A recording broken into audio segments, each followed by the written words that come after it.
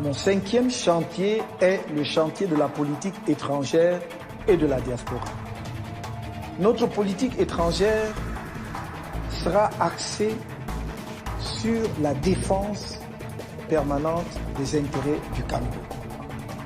Il s'agira bien entendu de renouveler et de renforcer nos relations avec nos partenaires historiques, mais également de diversifier ces relations de façon à aller vers de nouvelles opportunités, tant il est vrai qu'au cours des 60 dernières années, le nombre des États membres des Nations Unies a augmenté et les perspectives de développement avec diverses nations du monde se sont considérablement enrichies. Nous irons partout où nous pouvons trouver quelque chose qui vient nous renforcer dans la construction de notre pays, dans le développement du Cameroun, dans sa modernisation, dans son industrialisation. Il n'y aura pas d'a priori, tant il est vrai que, tout en reconnaissant le legs historique, nous devons être conscients que l'histoire n'est pas écrite d'avance et que chaque nation, et c'est normal, est tout à fait légitime à défendre d'abord et prioritairement ses intérêts. Nous défendrons ceux du Cameroun de façon opiniâtre et de façon constante. S'agissant de la diaspora camerounaise, il s'agit de bâtir un véritable pacte avec nos compatriotes de l'étranger. Nous partons de l'observation évidente, et depuis très longtemps déjà, que le Cameroun a l'une des diasporas africaines les mieux formées, diversifiée, installée dans plusieurs pays où elle s'est frottée aux expériences étrangères, où elle est armée pour mener la compétition technologique, où elle a acquis l'expérience justement du développement de ces pays. Nous avons besoin de cette expérience. Nous avons besoin de la richesse accumulée par la diaspora grâce à un travail acharné et assidu. C'est pour cela que, pour faciliter justement leur contribution à la modernisation du pays, nous allons très rapidement faire passer, soumettre à l'Assemblée nationale en tout cas, au Parlement, un projet de loi sur la double ou la plurinationalité.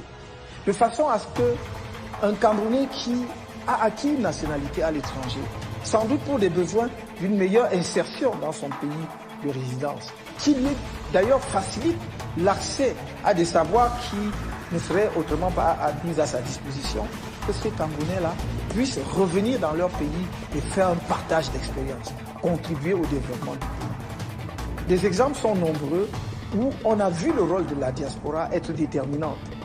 On connaît un certain nombre de pays de l'Afrique du Nord. Peut-être puis-je ici en citer quelques-uns pour illustrer le Maroc.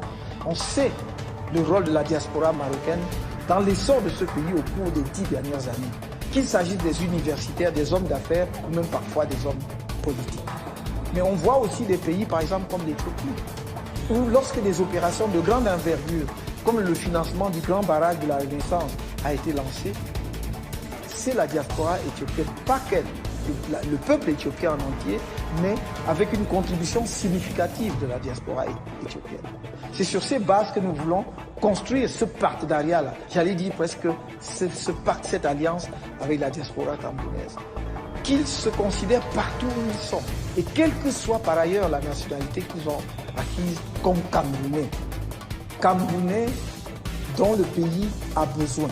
Le pays a besoin de leur contribution scientifique pour animer nos structures de recherche, pour enseigner dans nos universités. Le pays a besoin de leur expérience technologique pour travailler dans nos usines, dans nos structures d'innovation. Le pays a besoin de leur capacité financière, les mobiliser parce que nous allons créer une agence de la diaspora avec un fonds de la diaspora où ils peuvent placer justement leur argent qui va avoir la garantie de l'État et qui peut être fructifié. Parce que, en tant que contribution, évidemment, le taux de rémunération ne sera pas le taux du marché, mais ils auront la garantie de pouvoir retrouver leurs fonds à tout moment. Donc, c'est cette diaspora-là que nous voulons. Et c'est parce que nous avons une diaspora exceptionnelle que j'ai promis aux Camerounais, j'ai dit aux Camerounais que nous leur donnons un délai de 3 ans pour construire une voiture camerounaise. Non pas pour le plaisir j'allais dire, douteux de construire une voiture, parce qu'en soi, il ne s'agit pas de se faire plaisir en faisant un jouet, mais parce que nous voulons au cœur de l'Afrique montrer que le peuple africain, et en l'occurrence les Camerounais, sont capables de maîtriser la technologie, de maîtriser cette technologie si utile, parce que ça fabrique justement un objet qu'on en appelle véhicule qui est aujourd'hui indispensable pour tout essor économique. Comment est-ce que nous allons évacuer nos produits agricoles? Comment est-ce que nous allons faciliter la mobilité dont je parlais tout à l'heure si on ne peut pas? Or, le Cameroun a la chance unique d'avoir de nombreux de ses enfants, filles et garçons, qui travaillent dans les plus grandes compagnies de construction automobile dans le monde, en Allemagne, mais également en France, en Angleterre. Et je ne comprends donc pas pourquoi nous n'allons pas tirer avantage, tirer profit de cette situation qui nous est avantageuse justement. D'autres ne le font peut-être pas parce qu'ils n'ont pas la ressource humaine pour le faire. Nous avons la ressource humaine pour le faire. Et je ne donne cela qu'à titre illustratif, parce qu'il y a plein d'autres domaines où la diaspora camerounaise va nous être d'un apport exceptionnel. Je parlais tout à l'heure de l'énergie solaire. Ils sont nombreux. J'en connais en Afrique de l'Ouest qui électrifient le monde rural. On en connaît en Allemagne qui construisent des plaques photovoltaïques qui ont été reçues par la chancelière allemande, etc., etc. C'est pour cela que je dis, j'ai besoin de cette diaspora.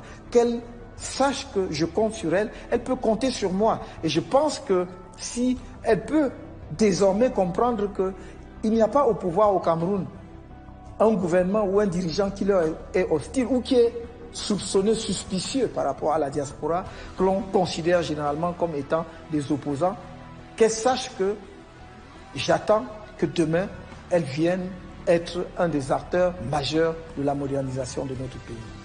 Voilà les 5 chantiers. Ils sont immenses, à la mesure du défi lancé à notre pays, mais aussi à la mesure de l'ambition que nous portons pour lui. Bien sûr, les contraintes de temps ne m'ont pas permis d'aller en détail, mais croyez-moi que chacun de ces chantiers est infiniment plus riche et plus détaillé que ce que j'ai pu vous dire dans le laps de temps de cette présentation orale. Vous trouverez un programme beaucoup plus fourni, beaucoup plus détaillé dans une version écrite qui sera disponible en version électronique comme en version papier dans les semaines à venir et en tout cas avant la période cruciale de la grande campagne électorale ouverte à tous. Avec cela, nous avons un horizon radieux devant nous.